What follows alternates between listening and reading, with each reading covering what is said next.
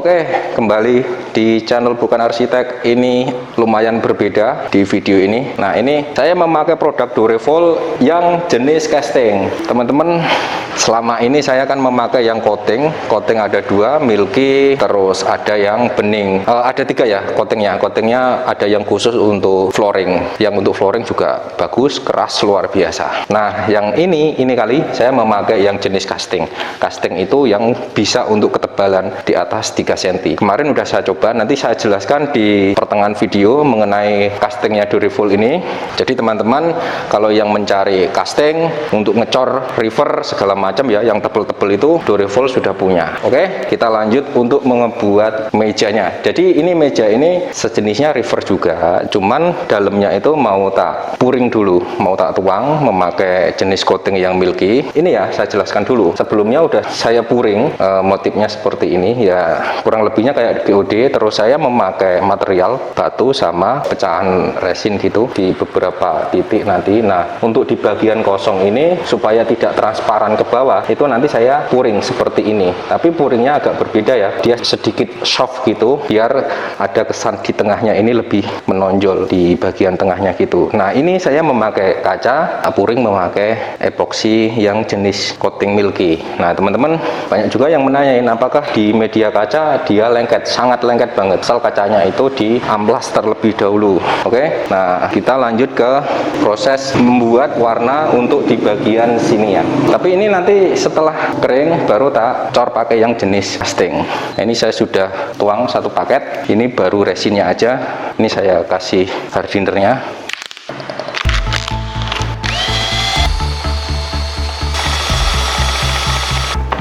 Oke, kita langsung ngebuat warna ya. Ini warnanya ciwi-ciwi banget, karena ini yang punya ciwi-ciwi Darmi.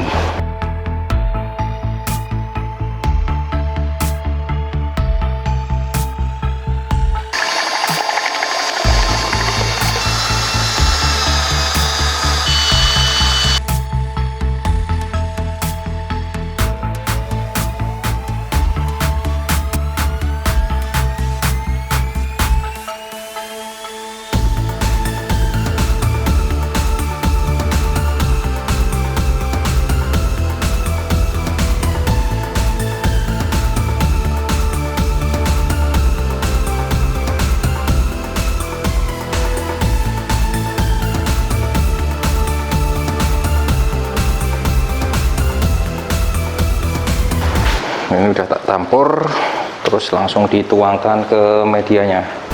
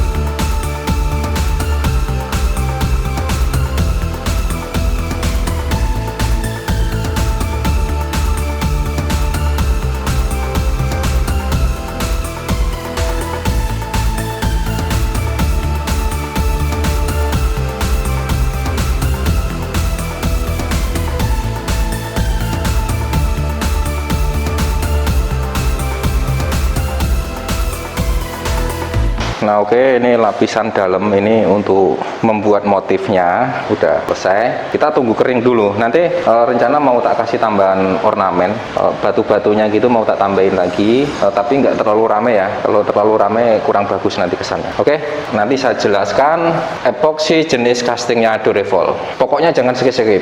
Cekidot.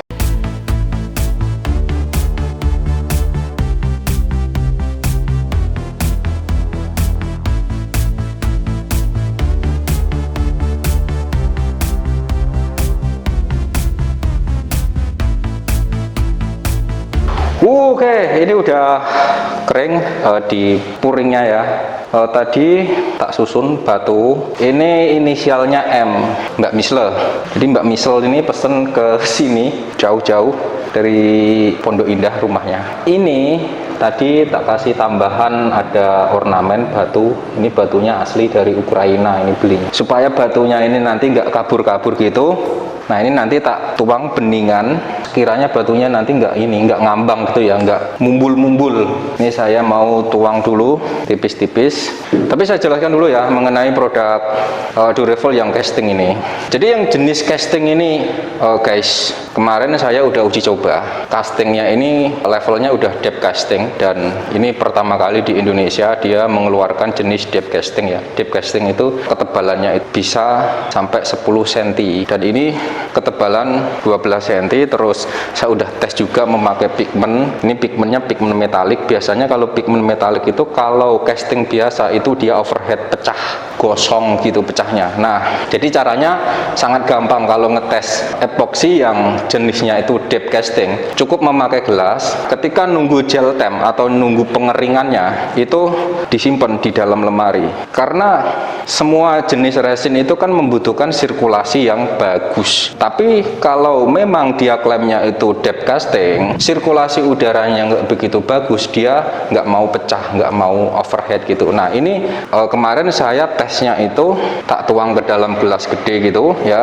terus tak masukkan ke dalam lemari, dan sirkulasinya nggak bagus dan dia tidak mau pecah dan bening banget. Nah ini produk dari Durevol saya jelaskan. Nanti teman-teman kalau mau mencari produk ini silahkan tanya ke distributornya langsung, nomornya ada di deskripsi video ini. Oke, kita membuat racian untuk membasahi materialnya supaya nanti ketika kita cor tebel materialnya itu tidak mumbul-mumbul atau tidak berantakan gitu.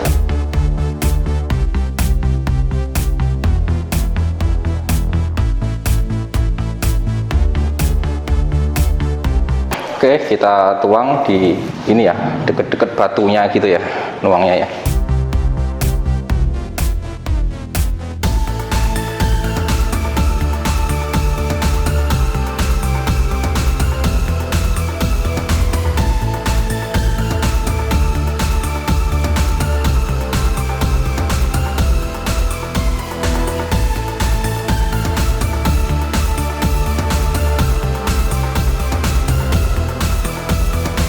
Nah ini udah tak siram, udah tak basahin bagian yang kena batu-batunya gitu, biar batunya itu mati, sehingga nanti ketika kita cor tebel itu dia tidak mumbul atau tidak ngambang-ngambang gitu.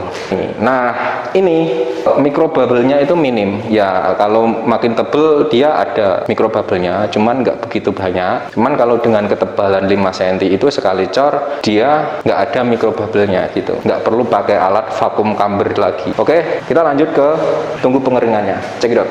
Oke, ini kita langsung aja ngaduk yang untuk ngecornya, karena ini udah kering ya, 24 jam sudah. Keringnya belum maksimal tapi langsung kita cor aja, kering sentuh ya, nggak apa-apa.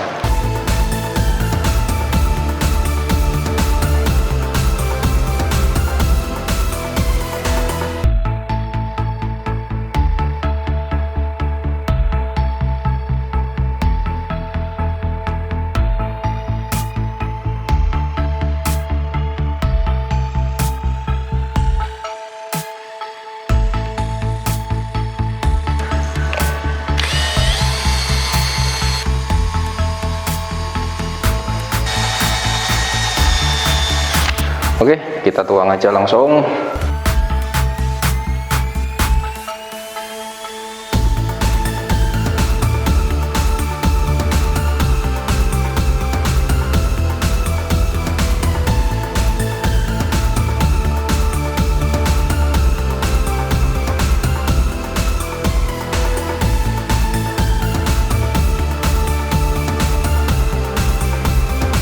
Kita tunggu proses keringnya sekitar 2 kali 24 jam, baru nanti kita copot dari moldingnya. Oke, cekidot.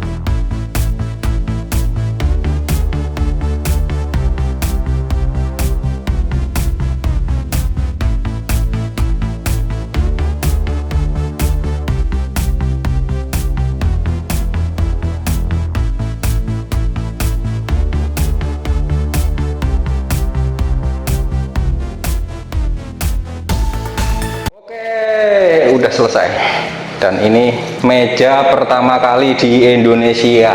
Ini keciwi-ciwian banget karena yang punya itu ciwi. Dan proses pekerjaannya ini ya sebenarnya nggak lama-lama banget ya. Cuman kemarin karena ini ada perubahan untuk susunan batunya itu, ketika Mbak Misulnya itu ada di Amerika ya. Saya itu nyetaknya kebanyakan kemarin itu untuk batu-batunya ini. Tapi kalau kebanyakan memang nggak bagus sih norak ya. Bagusan seperti ini, jarang-jarang gitu, dan kesannya juga lebih naturalisasi. Oke, tak jelasin. Epoxy casting Durevol.